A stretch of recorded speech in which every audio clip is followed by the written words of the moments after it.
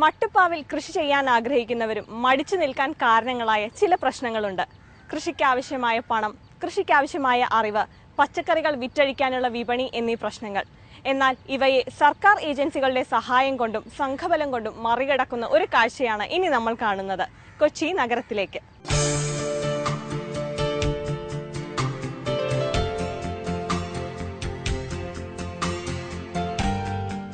സംഘബലം സൃഷ്ടിച്ച പച്ചപ്പിന്റെ കഥയാണ് ഈ മട്ടുപ്പാവിന് പറയാനുള്ളത്.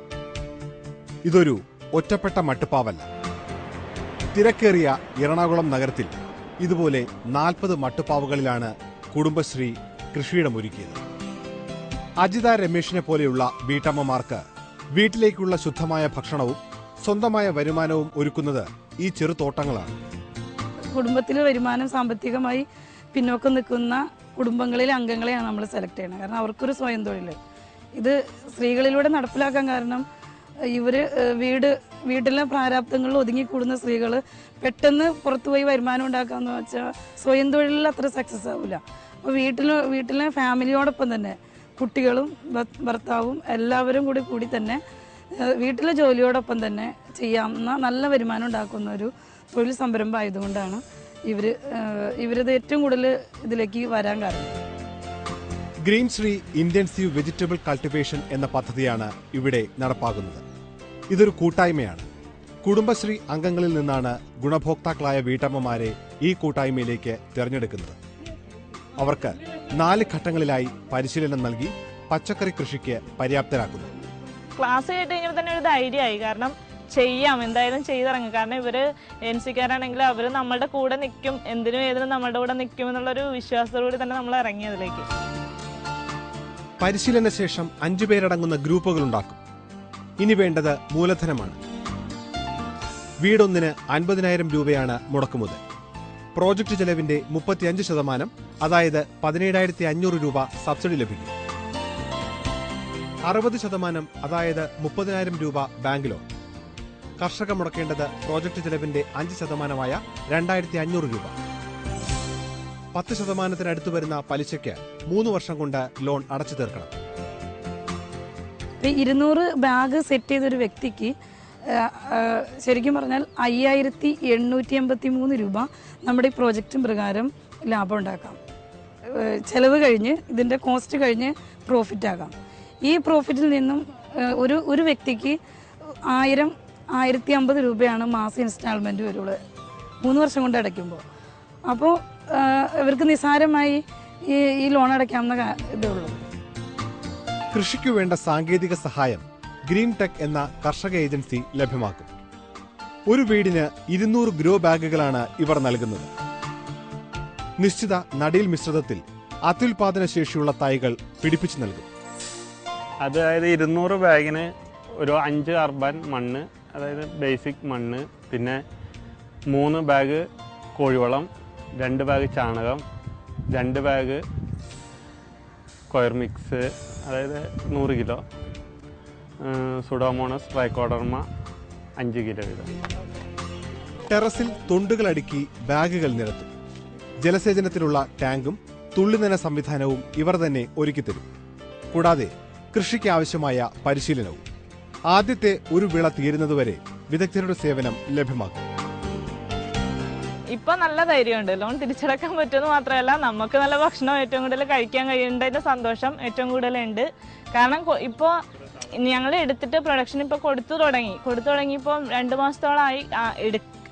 കുക്കുംബർ എന്നൊക്കെ പറഞ്ഞാൽ ഇപ്പോൾ സീസൺ ഒരെണ്ണം കഴിഞ്ഞു തന്നെ പെട്ടെന്നായിരുന്നു അതിൻ്റെ വിളവെടുപ്പും കാര്യങ്ങളൊക്കെ വളരെ പെട്ടെന്നായിരുന്നു. പക്ഷെ അത് നമ്മൾ കൊടുത്തു തുടങ്ങിയപ്പോൾ തന്നെ നമുക്ക് ആൾക്കാർ ഇഷ്ടംമാരെ, അതിൻ്റെ ആവശ്യക്കാർ ഒരുപാട് പേര് വന്നു തുടങ്ങി. കാരണം അതിൻ്റെ ടേസ്റ്റ് തന്നെയായിരിക്കും അതിൻ്റെ പ്രധാന കാരണം. നമ്മളും കഴിക്കുമ്പോൾ ഇപ്പോൾ അമ്മയ്ക്കാണെങ്കിലും നമ്മുടെ വീട്ടിലെല്ലാവർക്കും ആണെങ്കിലും അത് തന്നെ നമ്മൾ കൊടുക്കാൻ തുടങ്ങി.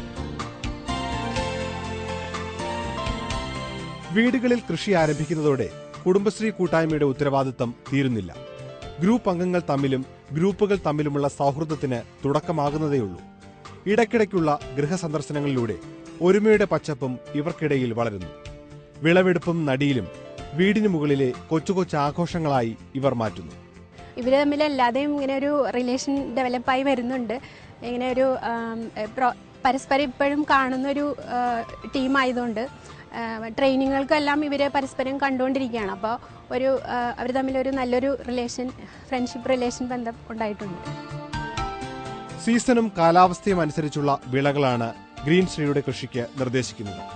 വിപണി കൂടെ ലക്ഷ്യമിടുന്നത് കാരണം ഊർജിതമായ ഉൽപാദനം തന്നെയാണ് ലക്ഷ്യം.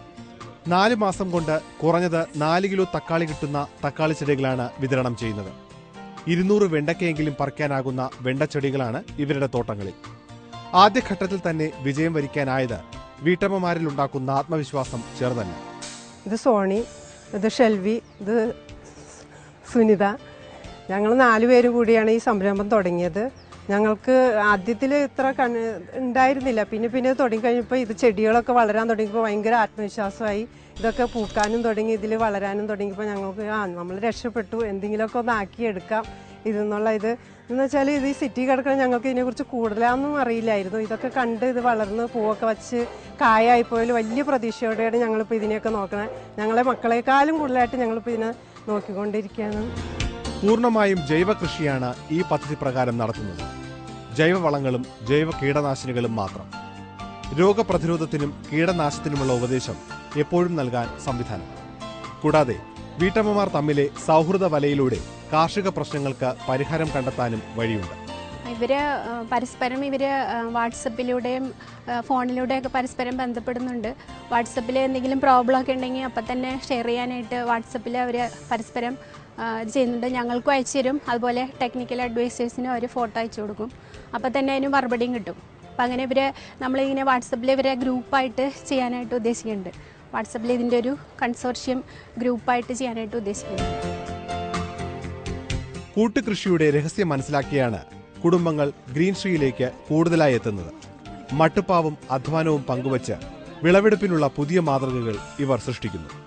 ഒരു മട്ടുപ്പാവിൽ എന്ന് വെച്ചാൽ ഞങ്ങൾക്ക് ടെറസ് കുറവായതുകൊണ്ട് ഞങ്ങൾ ഈ 2 ടെറസിലായിട്ടാണ് ചെയ്തിരിക്കുന്നത്.